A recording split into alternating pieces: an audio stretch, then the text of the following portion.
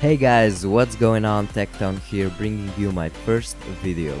Today we're gonna be talking about the top 5 budget PC cases of 2015. But before we get into that, here are some honorable mentions. These didn't make it on the list either because they are, in my opinion, better alternatives, or I just wasn't sure of their quality. The first honorable mention is the Xeon Performance M80X. This is a micro ATX case. It looks cool, but the interior is pretty basic. It comes with one fan with blue LEDs. It has USB 3.0, which is quite impressive for a $30 case. Next up is the NZXT Source 210 ATX mid-tower case. It comes in black or white. This is a great budget end case. It looks pretty basic and the interior gets the job done. You can't really expect anything more for $40. But regardless, this is a great quality case.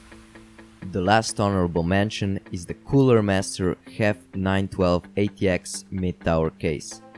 This is a very good looking case for $60. The interior is great, it has a lot of room for hard drives and is great for upgradability. Just an all-around great case.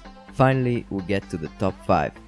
So, the number 5 spot goes to Cougar Spike Micro ATX case. This is a great, good looking case for only $35. It has everything you need for a budget end build. It even has room for large graphics cards up to 14 inches.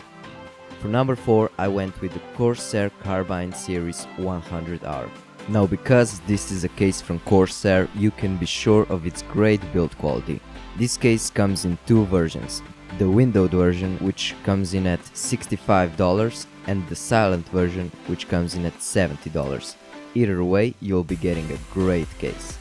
For number 3, I went with the NZXT S340 mid-tower case. This is a very slick black or white case that comes in at $80. Its build quality and cable management are great, and it's also very silent. The only problem with this case is that it doesn't come with an optical drive bay. I can't remember the last time I used a CD, so this might not be a problem for everyone, but you can also get an external one.